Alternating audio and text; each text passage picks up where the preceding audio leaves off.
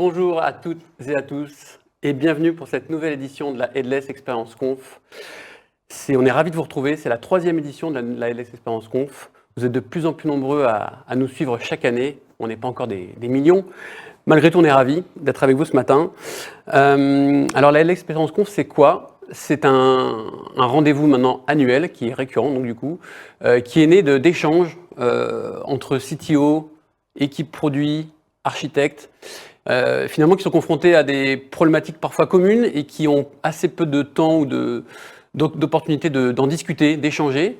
Et du coup, on est venu cette idée de créer un rendez-vous récurrent pour discuter de retours d'expérience, de bonnes pratiques, de techniques, et de prendre le temps de partager ces problématiques et de trouver des solutions ensemble. Alors, il y a eu 2 éditions. La première était sur le CMS Headless Strapi, la deuxième sur Contentful, et là, cette année, le sujet central, c'est le rôle du front-end dans les architectures headless et composables.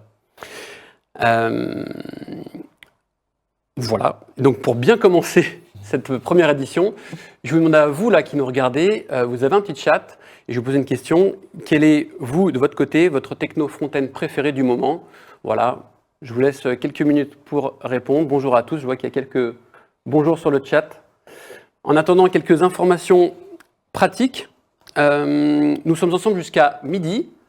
Donc voilà, on espère que vous serez avec nous jusqu'au bout. Vous avez un petit chat du coup pour interagir, poser vos questions et on essaiera d'y répondre dans la mesure du possible et dans le temps qu'on aura. N'hésitez pas à partager le lien du live aussi à vos amis, vos collègues de boulot ou votre famille. S'ils sont passionnés par les frameworks front-end, ça peut être chouette aussi. Sans plus tarder, on va passer à l'ordre du jour de la matinée, un peu le sommaire. Donc il va se dérouler en 3 parties. Donc la première partie sera pour parler des frameworks front-end, avec notamment un débat qui j'espère sera assez animé, où chacun pourra partager et donner son avis. La deuxième partie sera des témoignages de 2 projets. Donc le premier sera Interflora et le deuxième KeyNewGuard. Et enfin, on terminera avec des talks techniques qui nous permettront d'aller un peu plus loin du coup, dans la tech, de partager des bonnes pratiques, de comprendre certains concepts, des usages, etc. etc. Voilà, j'espère que la matinée est claire, j'espère que chez vous, vous êtes chaud. Voilà, bon, on a eu quelques réponses sur les frameworks préférés, React, Strapi, bon, un peu de tout. Voilà, donc si ça vous va, je vous propose de commencer avec la première partie de cette Headless Experience Conf, donc un petit jingle pour se mettre dans l'ambiance.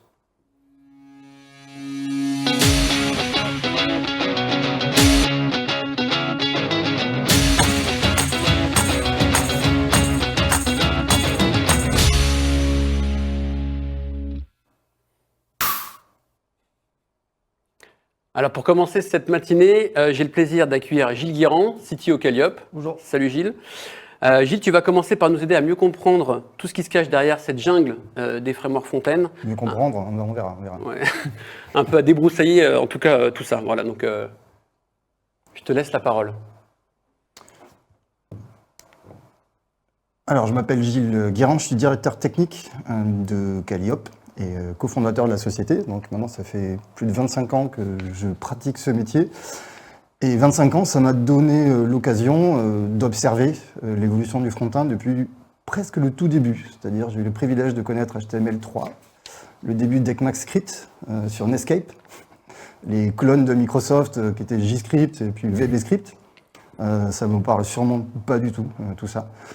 Et puis ensuite, les débuts du web, PHP, où on générait des pages côté serveur, les premiers frameworks JavaScript, Scriptaculous, Prototype, MooTools, ensuite l'arrivée du jQuery, qui est toujours là.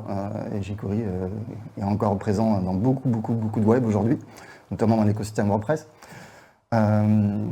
Et ça m'amène aujourd'hui dans cette conférence à venir faire un peu un panorama dans ce contexte du headless et des architectures composables. Qui dit headless dit solution sans front-end, donc qui oblige, mais aussi donne l'occasion de faire du sur-mesure, de construire du front ad hoc, projet par projet. Et qui dit composable dit plusieurs solutions de type headless qu'on vient agréger, on essaie de les faire communiquer les unes les autres pour au final produire un front-end sans couture, qui ne donne pas l'illusion et l'impression à l'utilisateur que derrière on a une multitude de systèmes qui sont APIsés. C'est le Petit retour sur le composable. La motivation du composable, c'est en opposition au monolithe, de ne pas avoir un tout en un et de pouvoir sélectionner le meilleur des technologies pour ce qu'elles font bien et qu'elles ne font que ça. Donc un CMS, un e-commerce, un moteur de recherche, un CRM, des API qu'on peut avoir dans son système d'information qui sont faits sur mesure. Un front-end sans couture, qui ne donne pas l'impression à l'utilisateur que sa fiche produit e-commerce, finalement, elle est construite à partir de plein de sources de données différentes. Et entre les front-end et les back-end, une couche du milieu qu'on appelle le back for front, qui est là pour créer ce dialogue avec toutes ces API, récupérer l'ensemble des données et permettre d'envoyer tout ça au front-end et permettre au front-end de faire de la présentation. C'est ce qu'on lui demande. Donc dans les précédentes éditions, on avait effectivement parlé évoqué les parties à droite qui sont les CMS, Strapi et Contentful. Et aujourd'hui, on va évoquer la partie en haut à gauche, qui est le front web, avec tout ce que ça comporte de nouveautés, complexité, variété. Et on va aller droit au but sur ce sujet-là. Aujourd'hui, le panorama sur le front, on peut le résumer entre guillemets à ces 4 écosystèmes qui dominent quand on les ajoute tous. Je pense qu'on doit couvrir une bonne partie de l'écosystème front-end dans la logique headless. C'est pour ça qu'il n'y a pas de jQuery dans ces logos-là. Je parle d'écosystème parce qu'on pourrait dire que React, Vue, Svelte, ce n'est pas vraiment des frameworks, c'est des librairies de rendu d'HTML, là, ou des moteurs de templates, on disait avant. Là où Angular est plus un framework complet. Donc les développeurs aujourd'hui, comment ils s'y prennent pour choisir entre ces 4? Alors parfois ils ne choisissent pas parce qu'il y a déjà un héritage, il faut faire avec, il faut le faire évoluer. Sinon généralement on va trouver React, Vue, autant dans le e-commerce que les sites web corporate, un peu des back-office, d'applications, etc. Plus souvent React quand on a aussi du mobile avec du React Native. Ça donne l'impression aux développeurs qu'ils vont pouvoir réutiliser leur savoir-faire React aux 2 endroits, à la fois sur le web et le mobile, même si le mobile est quand même un écosystème très différent du web qui a ses propres codes et ses propres apprentissages. Vue.js, on le voit souvent pour les développeurs qui ne sont pas des purs JavaScript, qui n'ont pas appris le JavaScript en premier, qui par exemple ont fait du PHP, du Symfony, etc., et qui se sentent plus à l'aise à apprendre à faire du front-end avec Vue.js parce que la courbe d'apprentissage paraît plus simple. Ça fait un peu moins peur, parce qu'il y a un peu moins de concepts au début. Alors c'est de moins en moins vrai. Maintenant, les React et Vue se rapprochent. Dès que l'un invente quelque chose, l'autre trouve une alternative. Et les puristes diraient que React a toujours un petit temps d'avance, et c'est plutôt Vue qui essaie de rattraper un peu à chaque fois. Alors React vient de Facebook, Vue c'est Evanue, le créateur, donc c'est plutôt une initiative individuelle d'un développeur qui a créé sa communauté, peut-être à sa grande surprise. Ça a vraiment eu un succès phénoménal. React on est en version 19, chaque année une nouvelle version majeure. Vue on est en 3.6, me semble-t-il actuellement. Alors pourquoi choisir Svelte? Certains choisissent Svelte parce que c'est plus adapté à des applications web très utilitaires, comme par exemple Via Michelin fait en Svelte ou Chess.com, ou des widgets, quand on recherche à avoir des composants sans dépendance qui soient le plus autonomes possible. Mais on voit, si on cherche bien, on va trouver du e-commerce avec Svelte, comme Decathlon par exemple, fait avec Svelte. Et pourquoi choisir Angular? Angular, on le retrouve beaucoup dans le monde très professionnel, type bancaire, assurance, médical, sur de l'application très métier, donc pas des sites web, ou rarement des sites web. Et également, ça vient beaucoup de l'écosystème des développeurs back-end Java, par exemple, qui retrouvent dans Angular les concepts qui viennent de Java, donc ils sont familiarisés avec ça, et pour eux c'est un peu plus simple de devenir des full stack, des développeurs full stack, en réutilisant les concepts d'un framework Angular qui ressemble, je dis à Java, mais plutôt Spring, pour ceux qui connaissent ce framework. Et Angular vient de Google, là où Svelte est aussi une initiative individuelle d'un développeur qui travaille chez GitHub, je pense à l'époque où il a créé Svelte. Voilà pour les 4 écosystèmes sur lesquels du coup se greffe une première brique qui est nécessaire pour chacun d'eux quand on va faire du web. C'est un framework qui va être là pour gérer les routings, donc les URL, les systèmes d'URL, gérer l'organisation du code et gérer le rendu des pages, notamment les rendus côté serveur, soit des rendus côté serveur à la volée, comme on le faisait avant avec du PHP, du Twig, etc., soit de la génération de sites statiques, ce qu'on appelle du SSG, soit des modes hybrides entre les deux. Donc c'est le cas de Next pour React, Nuxt pour Vue, SvelteKit pour Svelte et Angular pour Angular, parce que c'est le seul qui propose nativement la capacité de rendre côté serveur. Ce qui d'ailleurs permet aujourd'hui à Angular version 20 d'être un candidat aussi pour faire du web ou du e-commerce. Mais ça ne suffit pas quand vous regardez le panorama de ce qui se passe sur le front-end. Ce que j'ai évoqué, génération de sites statiques, et là, une myriade de frameworks sont apparus pour ça, pour faciliter et rendre plus simple cette génération de sites statiques. Gatsby dans l'écosystème React, Hugo qui est écrit en Go, qui propulse très vite la génération, qui a pour ambition en tout cas de générer très rapidement les sites. Astro, qui est peut-être le plus populaire actuellement dans ces écosystèmes-là, qui a la promesse de pouvoir faire du rendu pur HTML côté serveur sans JavaScript, voilà, côté front, et de laisser aux développeurs l'opportunité de shipper, de bundler du JavaScript uniquement sur les parties qu'on a besoin et les parties visibles du site. Et Docusaurus, typiquement sur des frameworks qui se sont orientés sur des verticales très précises fonctionnelles, notamment la génération de la documentation comme Docusaurus. Mais ça ne suffit pas. Ensuite, il faut styler ses pages. Voilà. Il faut choisir comment on veut rendre ses pages, ses composants, et comment on veut gérer ses styles. Alors, il y en a qui font évidemment des styles à la main complètement, ou juste avec du SAS, du less, etc. Mais on a aussi à disposition une myriade de possibilités, soit avec des librairies de composants stylés, qui fournissent à la fois l'implémentation technique, les styles et la possibilité de personnaliser ses styles, créer ses composants, ce qui va être le cas de Nux UI, de ShadCN UI, de Tailwind Plus, qui est la version payante de composants visuels fonctionnels. Mais il y a aussi maintenant des librairies non visuelles, comme Radix ou Reka. Non, c'est pas Reka. Je crois que je dis c'est Reka UI. Ouais, c'est Reka UI, qui est un peu une évolution de Radix dans l'écosystème Vue.js.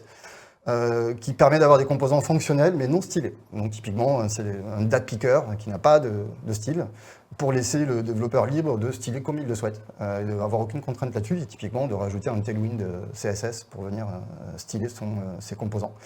Et en dessous, vous avez tout un tas de logos de frameworks CSS qui peuvent exister pour aller plus vite dans la création des styles. Mais ça ne suffit pas. C'est sans fin. C'est sans fin les logos. Ça ne suffit pas. Il y a le toolkit des développeurs, il y a des décisions à prendre. Est-ce qu'on travaille TypeScript ou pas? Je pense qu'aujourd'hui, cette question se pose de moins en moins quand même. Je pense que l'adoption de TypeScript est quand même assez massive par tous les développeurs.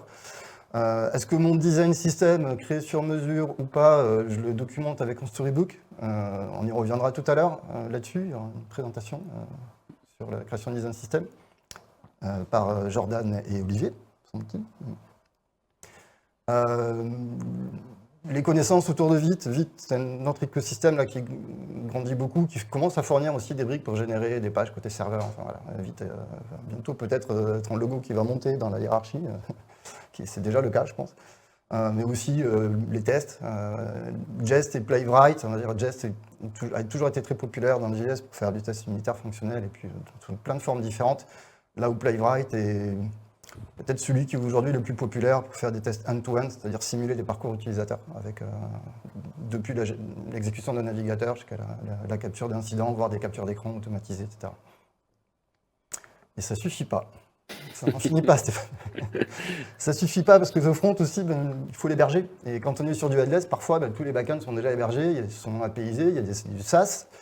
Et le front, on ne sait pas comment où l'héberger, donc pour ça il y a une myriade de solutions aussi, aujourd'hui plus ou moins sur étagère, qui facilitent la vie des développeurs. On peut aller pousser son front-end sur du Vercel, du Netlify, du Cloudflare, qui viennent tous d'origines différentes, mais qui proposent aujourd'hui globalement des solutions équivalentes de gestion de pipeline pour automatiser les déploiements, d'héberger le front, statique ou dynamique, d'avoir des workers à la demande, d'avoir un CDN pour gérer du cache, des systèmes d'invalidation de cache, etc. Mais il y a aussi tous les cloud providers qui fournissent des choses un peu moins sur étagère parfois, mais qui sont nécessaires, donc les GCP, Amazon, Azure, je pourrais rajouter Scaleway, qui sont nécessaires dès qu'on commence à avoir 200 sites web, plus 15 applications mobiles, plus des API custom, des backends, etc. On ne va pas aller sur du clé en main, j'allais dire, et plutôt reconstruire un hébergement front plus industrialisé chez des cloud providers. Je pense que ça suffit, le logo, là, on est allé au bout. On tient le bout, et moi-même, là, je me suis un peu fatigué avec ces murs de logo. Alors, on parle de JavaScript fatigue, c'est un terme dans les communautés de développeurs qui est apparu il y a quelques temps et qui continue à perdurer. Fatigue, pourquoi? Parce que vous avez vu les choix qu'un développeur doit faire aujourd'hui, la peur ou le sentiment qu'il peut se tromper ou qu'il va choisir une librairie qui sera déprecatée dans pas longtemps, qu'il va falloir la migrer. Les montées de version qui arrivent tous les ans sur React avec des breaking change. Sur Vue.js, c'est un peu moins fréquent, mais de Vue 2 à Vue 3, ça a été très douloureux pour ceux qui l'ont connu, et certains sont encore en Vue 2 d'ailleurs. Le choix des frameworks, je parlais d'Astro tout à l'heure, ben, ça n'existait même pas il y a un an, puis dans un an, il y en aura peut-être un autre, puis ainsi de suite. Les cloud providers, lequel on choisit, enfin, il y a Vercel, Netlify, Cloudflare, il faudrait les tester les trois, les comparer, enfin, c'est très difficile de faire des choix raisonnés. Et je vais rajouter l'IA fatigue aujourd'hui, parce que c'est un peu pareil dans IA/IDE fatigue. C'est un peu pareil entre son VS Code plus des agents ou un curseur qui a forqué VS Code. Et puis demain, il y aura encore un autre truc à tester. Donc on va passer notre semaine à tester des agents pour savoir lequel va nous aider à être plus productif pour générer du front. Sans parler des MCP, la MCP Figma par exemple, le dialogue entre les Figma et les fronts, aussi, qu'il y a des choses à tester tout le temps. Bon. Et les développeurs front, ils n'ont pas que ça à apprendre ou à avoir en tête.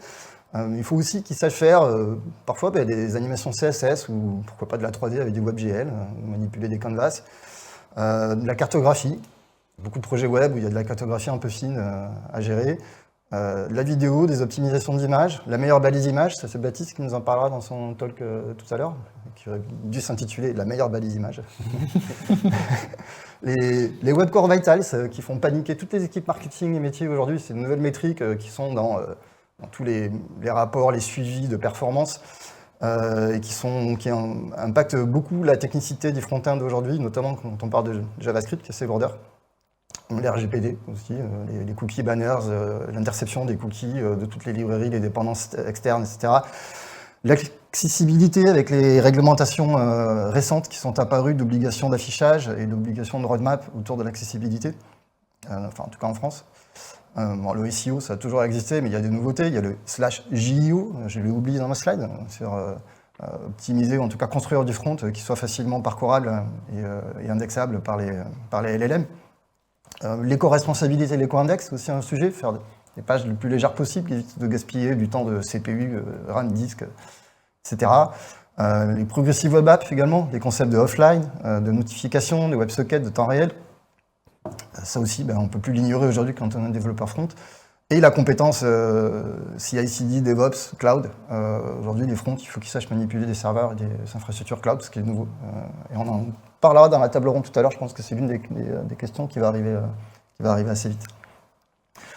Ça me pose une question sur le métier du front-end. Déjà, est-ce qu'un développeur full stack existe vraiment? C'est-à-dire qu'il faut être vraiment capable de maîtriser tout ce que je viens de montrer là, mais aussi les parties back-end, les fournitures d'API. Ou est-ce que ça amène plutôt de la spécialisation entre des front-end plus côté back-end, API, sur tout ce qui est toolkit, cloud, gestion de la donnée, dialogue avec du GraphQL, du REST, etc.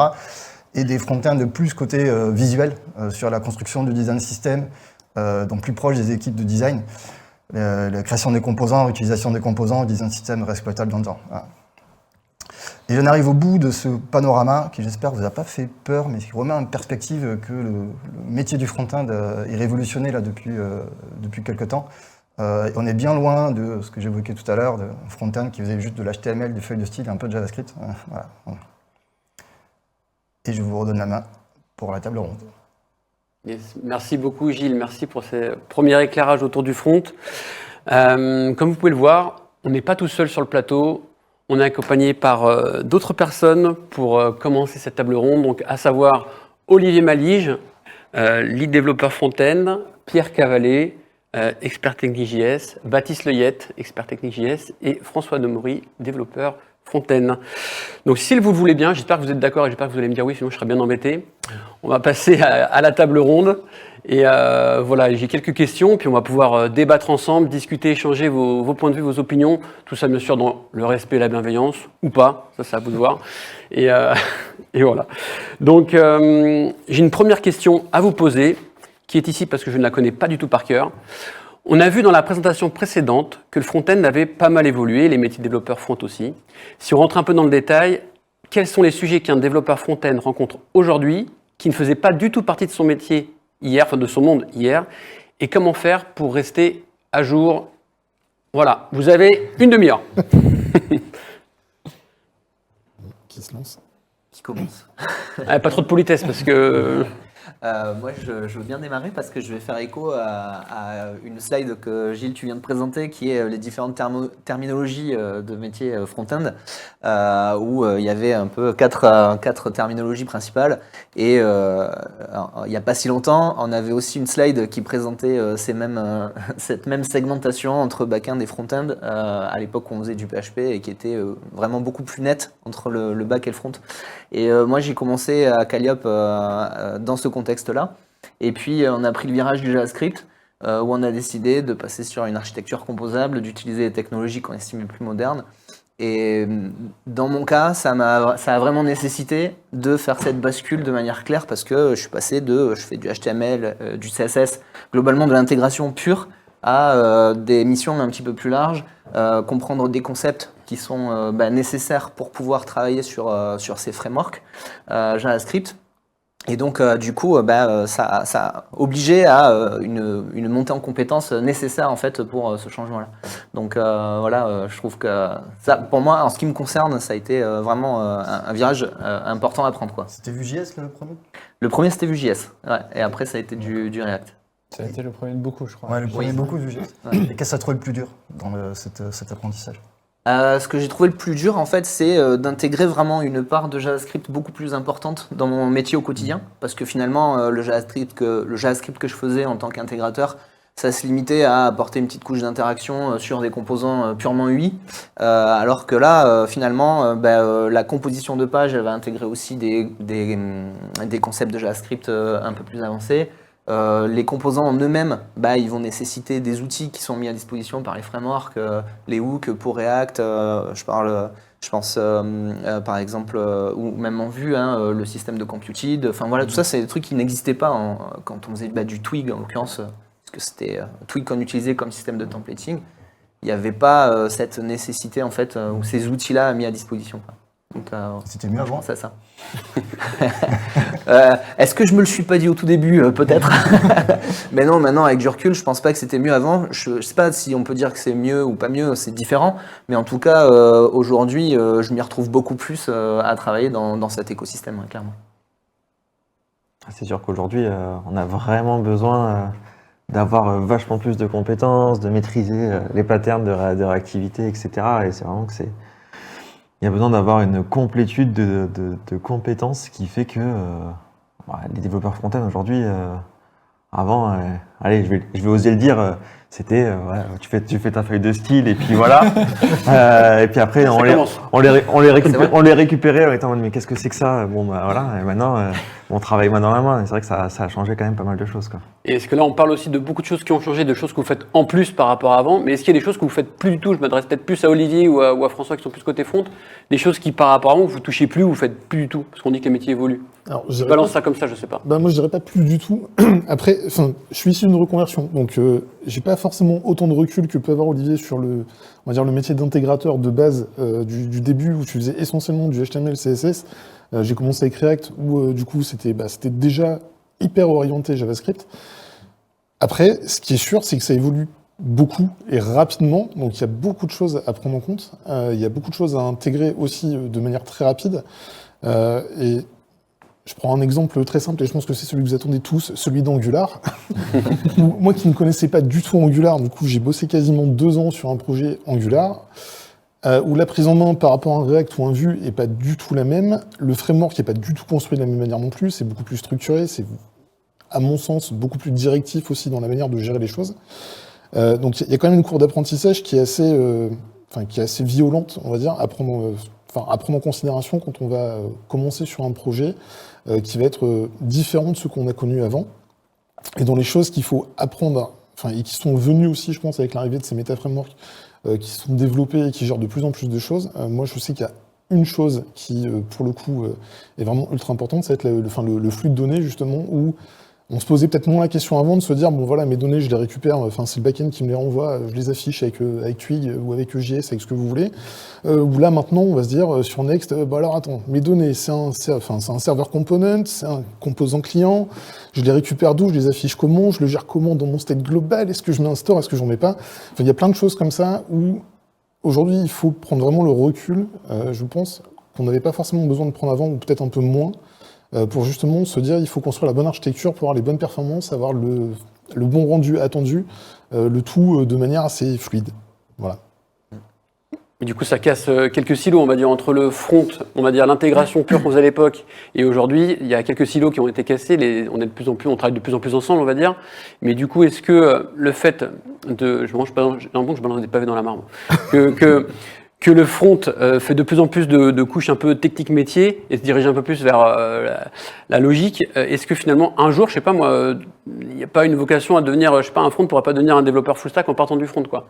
Ah, ça, c'est encore un autre sujet. Ah, c'est un autre sujet, pardon. Ouais, non, moi, je balance. Hein. Non, mais le front aujourd'hui doit, à mon sens, hein, c'est vraiment tu dois gérer de la logique, mais il faut savoir où tu dois la gérer. Est-ce que tu dois la gérer dans ton composant? Est-ce que c'est de la logique métier? Encore une fois, si tu prends l'exemple d'Angular qui est hyper structuré, tu sais que ta logique métier, tu vas la gérer dans un service et tu vas gérer toutes tes données là-bas, puis après dans ton fichier de composants, tu vas pas du tout la gérer dans ton template. Là où aujourd'hui, ce que tu vas avoir avec du React, du Vue, du Next, du Nuxt, ce qu'on veut, on a cette latitude-là de pouvoir le faire un peu partout. Et c'est là où justement, à mon sens, la difficulté, c'est de savoir et d'identifier en fait à quel endroit il faut le faire pour que ce soit le mieux possible. Au final, donc la séparation back-end, front-end, plus ça va, plus je pense qu'elle se réduit. Mais après, sur la question, est-ce que c'est du full stack, c'est objectif. Tu peux faire du full stack, mais en tout cas, il y a une dominante, à mon avis, tu peux pas être extrêmement performant et expert partout. C'est sûr, quand on voit le mur de logo et tout ce qu'il y a à faire du chaînage de A à Z, ça qu'on dit, c'est vertigineux. Mais vous maîtrisez pas tout? Eh ben non. C'est quoi cette histoire? Mais du coup, est-ce qu'on peut se poser la question de ce que dit Gilles tout à l'heure pendant sa présentation, est-ce que vraiment ça existe un développeur full stack qui est capable de maîtriser toute la chaîne, ou finalement il reste toujours quand même des différences et on a quand même toujours besoin des uns des autres pour être complet sur toute la chaîne, quoi. Enfin, je ne m'adresse pas forcément d'ailleurs à toi. Parce que... Chez nous, il n'y a pas grand monde qui est complet, voire personne, hein, je pense. On a rarement des développeurs qui savent un peu tout faire, donc on mixe les compétences. Donc c'est pratique de travailler dans une boîte où il y a beaucoup de gens, parce qu'il y a des compétences qui sont assez différentes, donc on arrive toujours à s'en sortir plus ou moins. Il y a toujours quelqu'un qui sait faire, quoi. Mais oui, le spectre de compétences entre les animations CSS et comment on gère l'infrastructure qui va rendre le front, il est large, quoi. Et clairement, les personnes qui posent les infrastructures pour les Next qu'on accueille pour nos clients, c'est pas les mêmes que ceux qui font les animations CSS. Donc, D'ailleurs, ça pose une question là, que j'ai envie de vous poser. C'est comment vous vivez le fait qu'aujourd'hui, vous devez mettre les mains dans des serveurs, regarder est-ce que le Nuxt, il vit correctement, est-ce qu'il a suffisamment de RAM, le Next, etc. Parce que j'imagine que c'est quelque chose que vous n'aviez pas anticipé à l'époque. Et comment vous le vivez aujourd'hui? Et juste avant de répondre, on peut aussi poser la question à ceux qui nous regardent. Si vous aussi vous voulez partager comment vous travaillez, vous apprenez cette problématique-là de front, n'hésitez pas à les partager sur le chat. J'ai oublié de le préciser au début. Donc voilà, si vous avez des questions ou des partages d'expérience, partagez-les sur le chat, comme ça on essaiera d'en parler si on a le temps. Mais je laisse les autres répondre. Moi, je peux te répondre de mon point de vue, je le vis bien, mais parce que je connais mes limites. Et du coup, c'est ça qui est important aussi. Par exemple, quand je disais quand on a fait la bascule sur JavaScript et que ça a amené plein de nouveaux concepts en fait qu'il fallait comprendre et voilà, avec lesquels on devait savoir travailler pour travailler dans cet écosystème-là. Moi, par exemple, et ça répond aussi à la question de Stéphane tout à l'heure, qu'est-ce qu'on fait en moins? Moi, j'ai décidé de rien faire en moins, de faire que des choses en plus, mais jusqu'à une certaine limite, c'est-à-dire que j'ai pas voulu abandonner la partie intégration, qui est quand même le cœur de mon métier initialement et que j'adore faire, et par contre, de l'adapter pour pouvoir faire ce métier-là dans ce nouveau contexte. Par contre, effectivement, je sais qu'à partir d'un certain moment, il y a des concepts que je maîtrise pas et avec lesquels je vais pas forcément savoir parfaitement agir. Et donc, c'est là que je vais faire appel à des experts comme toi ou comme Pierre pour besoin d'un coup de main pour comprendre un point, pourquoi ça coince à cet endroit-là, et ça permet de continuer à apprendre. Mais moi, je pense certainement que je serai jamais un développeur full stack. Je crois pas trop à ce concept-là. On va être obligé d'être spécialisé dans un domaine, quoi. Ok. Il y a un abus de langage, moi je trouve, sur full stack. Ouais. C'est pas full. Ouais. Nous, on fait la partie haute du back-end, la partie juste de dialogue avec le front-end, mais derrière, ce que nous on fait, généralement, quand on fait du web, du e-commerce, il y a toutes les API métiers avec de la data, avec des bases de données, avec des systèmes sur lesquels nous on n'a pas accès. Donc quand on dit full, en fait non, c'est pas full. Généralement, c'est un tout petit peu de back-end, mais très peu, juste celui qui est nécessaire pour aller brancher du front. Et sur le front, généralement, le prétendu full stack va s'arrêter sur les animations, des concepts de WebPerf, des WebGL, des PWA, enfin, il y a des choses un peu périphériques, très très spécialisées. Donc, pour redéfinir le full stack, pour moi, c'est un développeur qui a un cadre projet qui lui permet de produire du code un peu front, un peu back. Généralement, s'arrête un peu avant les styles. Après, ça doit devenir une spécialisation pour le front. Et sur le back, s'arrête à exposer un back for front ou un middleware qui appelle des API, transforme un peu et sort du reste du GraphQL. Voilà. Et sur le front, du coup, on parle bien sûr donc des métiers du front, mais qui maintenant, on parle beaucoup aussi de l'expérience utilisateur en front, des performances, et on parle beaucoup, tu en as parlé Gilles tout à l'heure, des Web Core Vitals. Du coup, aujourd'hui, je sais pas, qu'est-ce que vous pensez un peu de ces métriques? Tu disais tout à l'heure que c'était central et que ça faisait le sujet de plein de projets, c'était vraiment central dans les projets, hyper important pour mesurer les projets qu'on produit. Aujourd'hui, vous en pensez quoi? Comment vous utilisez? Comment vous les appréhendez? Comment vous les intégrez dans vos pratiques de travail au quotidien? C'est un outil. C'est un outil qui est mis à disposition pour justement mesurer la performance ou certains indicateurs. Alors après, c'est un avis personnel, mais je pense qu'il ne faut pas forcément se reposer que sur ça. Si tu prends, je suis désolé pour les termes, le CLS, l'INP et les indicateurs dont on a parlé tout à l'heure, il y a aussi une question de ressenti utilisateur et on ne peut pas que se baser sur le score qui va être sorti par Lighthouse. On va te dire, attention, là t'es en vert, c'est super, mais si à côté t'as une direction artistique ou une expérience utilisateur qui est pas optimisée et qui est vraiment pas au point, au final t'as beau avoir un score vert, ton expérience derrière elle est pas terrible, quoi. Donc il faut vraiment, je pense, faire le mix des deux. Il faut regarder les scores et garder un œil sur le score, mais aussi après tester en conditions réelles ton interface et ton expérience.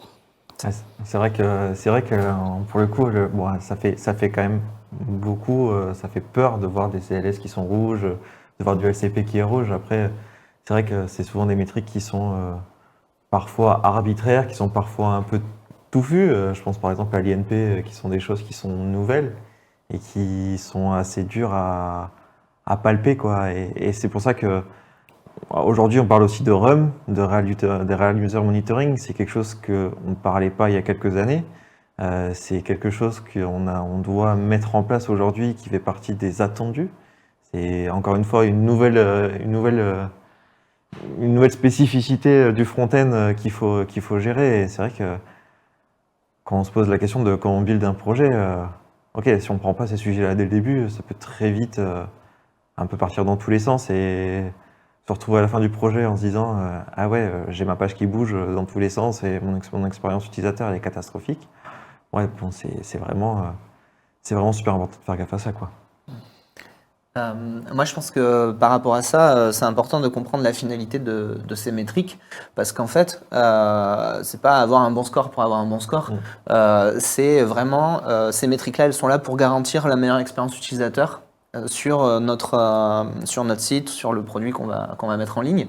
Et donc, c'est impossible de négliger cet aspect. À partir du moment où l'expérience utilisateur, on commence même à la réfléchir, à la travailler avant, au moment de la conception de notre produit, avec les équipes UX/UI qui vont faire des interviews utilisateurs, qui vont concevoir un produit qui est fait pour avoir la meilleure expérience utilisateur, on se tirerait une balle dans le pied que de ne pas tenir compte de ces métriques en fait, une fois que le site est déployé. Donc c'est un indispensable. Après, la qualité des critères en elle-même, elle est peut-être discutable, mais bon, je pense qu'elle est quand même assez pragmatique. Et de toute façon, là-dessus, je pense que c'est Google qui fait loi, et donc on n'a pas d'autres possibilités. Ouais. Je trouve que les métriques sont assez bonnes. C'est souvent l'interprétation de ces métriques qui n'est pas forcément la bonne. On a vu, nous on a beaucoup de clients, donc on a beaucoup de métriques différentes. Selon les clients, on n'a pas forcément les mêmes objectifs. Il va y avoir des moments où, et c'est pas les moments les plus fun, où il y a des objectifs de score et de pur score, peu importe la raison, parce que il y a des gens qui ont besoin de justifier certains scores.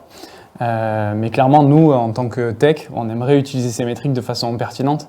Donc c'est sûr que ça reste des métriques. Donc quand on regarde un délai d'affichage de quelque chose, oui, on peut changer l'élément qui va être sélectionné pour être à quelle vitesse cet élément s'affiche.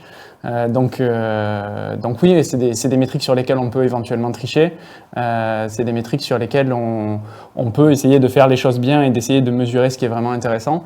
Et en fonction de l'importance qui est apportée à cette métrique, si on a une vraie vision produit et qu'on veut évoluer sur ça, je pense que c'est des bonnes métriques si elles sont bien ciblées. Par contre, elles peuvent aussi être mal utilisées et ça peut devenir un outil qui n'est pas forcément productif, voire même des fois contre-productif. C'est vrai qu'en plus, il y a des métriques qu'on peut tricher. Je pense notamment au LCP, oui, par exemple. Content Footprint. Voilà, c'est une métrique, c'est le plus gros chargement de la page, le plus gros chargement dans la page. Mais globalement, on peut tricher, quoi. Il y a plein de manières. Gilles, tu l'avais montré à une époque où dans le LCP, on peut faire en sorte qu'il soit instantanément là et qu'en fait, ce soit un squelette. Et c'est des scores qui sont moins pertinents. Qui sont potentiellement moins pertinents et qui peuvent donner moins de sens. Et c'est là que ça rejoint ce que tu disais, François, sur le côté métrique versus réel impact utilisateur, quoi. Et d'ailleurs, là, je pose une question aussi parce que j'ai pas forcément la réponse, mais ces métriques-là, elles ont aussi un impact sur le SEO, si je dis pas de bêtises. Je sais pas dans quelle mesure ça va avoir cet impact. C'est un sujet religieux. Mais oui. Du coup, c'est vrai qu'on parle de métriques pour l'expérience utilisateur. Mais ce score-là, au-delà de l'expérience utilisateur, il a un intérêt business parce que notre site va être mieux référencé, mieux visible dans le moteur de recherche. Ça, il faut le prouver encore. Oui, c'est vrai que c'est tellement obscur, les règles pour le SEO. Il y a une croyance autour de ça. Je dis bien une croyance parce que c'est vrai que l'effet de démonstration stricte, elle n'existe pas aujourd'hui. Ouais. Personne qui a accès à une information vraiment technique qui démontre qu'il y a un rapport de cause à effet entre la valeur d'un score sur le LCP ou autre et une position en termes de SEO.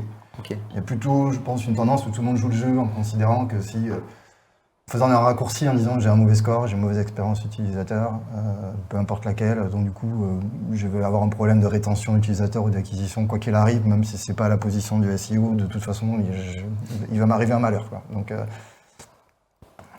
j'ai arrêté les parallèles. Il vaut mieux que ce soit dans ce sens, qu'on se dise bon, au cas où, on va bien les maîtriser, plutôt que l'inverse, quoi, au final.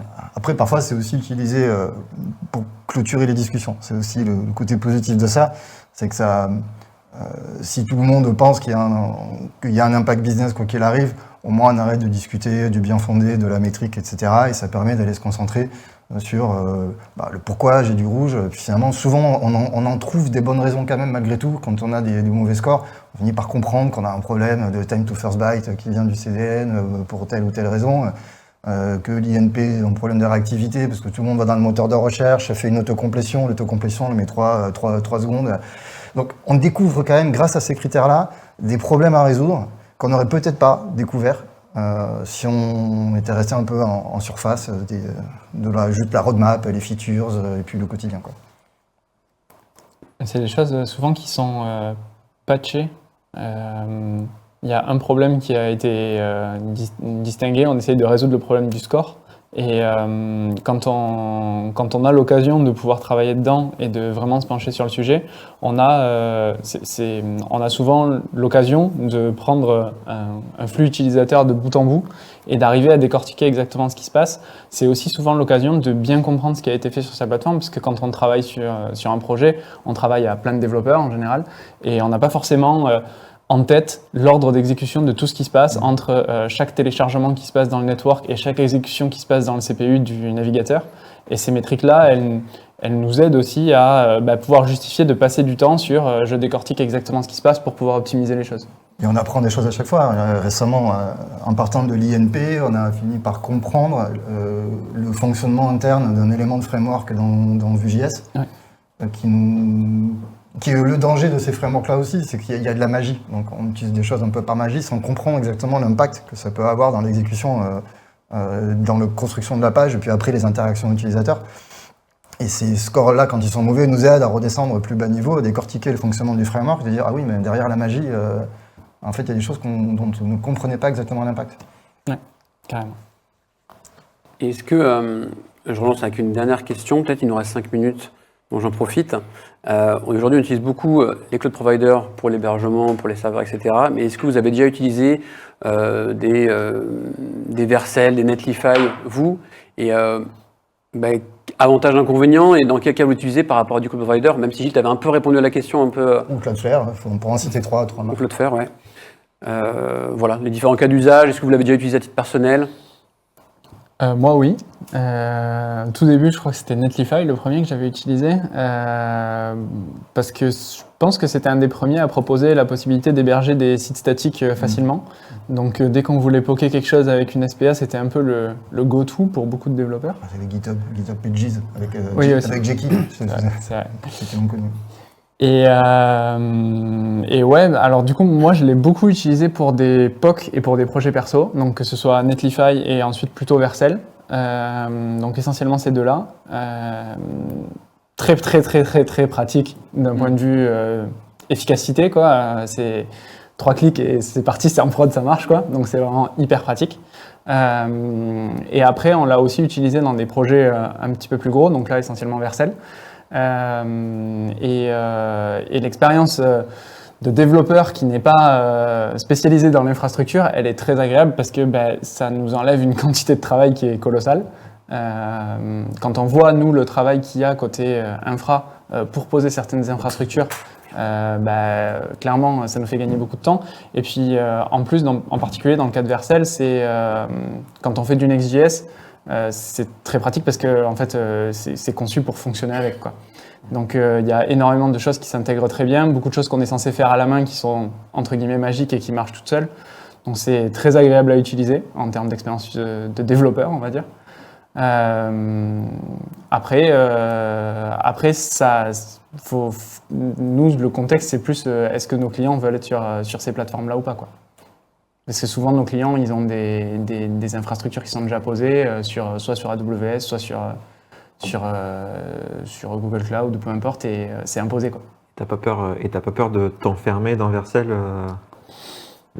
récemment, effectivement, on a posé des nouvelles stacks Vercel, mais t'as pas peur, maintenant qu'on y est en prod, là, de t'enfermer sur Vercel et de te dire que tu pourras jamais sortir parce que tu utilises les features natives de Next combinées à Vercel? C'est difficile à dire. Ça va dépendre un petit peu de l'évolution du framework qu'on utilise. Donc là, en particulier Next.js sur celui-là. C'est difficile à dire. Il faut voir à quel point les autres cloud providers vont arriver à s'adapter aux nouvelles features et à quel point le framework sera assez ouvert pour qu'ils puissent s'adapter à ces features-là. Donc pour l'instant, comme c'est assez récent, les nouvelles features qui sont un peu faciles à mettre en place avec Vercel et moins avec le reste, c'est difficile à dire sur comment ça va évoluer dans le futur. Mais clairement, nous, on a eu l'occasion de faire, par exemple, de l'ISR sur Vercel et à la main sur des infrastructures AWS. Le gap, c'est pas le même, quoi. Genre, il y a significativement plus de travail. Mais du coup, ça reste faisable. Ça reste faisable. Ça reste faisable quand même de sortir d'un écosystème d'un cloud provider. Ça reste faisable. Pour faire des choses, quoi. Après, eux, leur infrastructure, elle est très particulière. D'ailleurs, elle n'est pas publique, hein, mais elle est particulière. Nous, ce qu'on reproduit quand on fait de l'ISR, c'est pas exactement ce qu'eux, ils font. Donc, on arrive à un résultat qui est assez similaire en termes de concept, mais en termes de comment ça se passe derrière, c'est pas vraiment la même chose. Ouais. Eh bien, merci beaucoup. On arrive au terme du timing. Je pense qu'on aurait pu en parler pendant des heures. Puis en plus, j'avais d'autres questions, mais c'est pas grave, je les garde pour l'année prochaine. Merci aussi à ceux qui ont participé sur le chat. J'ai vu que la question qui a suscité un petit peu quelques réactions, c'est finalement, est-ce qu'un développeur full stack, ça existe vraiment? Est-ce que le titre full stack existe vraiment? Donc, je pense qu'on a lancé un débat qu'on terminera, je pense, sur les réseaux ou entre nous. Donc, merci à Rémi Sanchez, à Adam Skedmate. Vous m'avez pas aidé pour les pseudos, les amis. Yuri Dansiachi, voilà, merci à vous en tout cas de participer.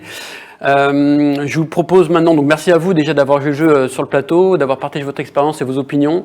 Vous avez très soft, il n'y a pas eu de... Donc c'est très cool aussi. Pas d'empoignade. Donc merci pour vos points de vue. Donc c'est ici que s'achève la première partie et on va enchaîner maintenant avec les témoignages projets. Donc à tout de suite pour la deuxième partie.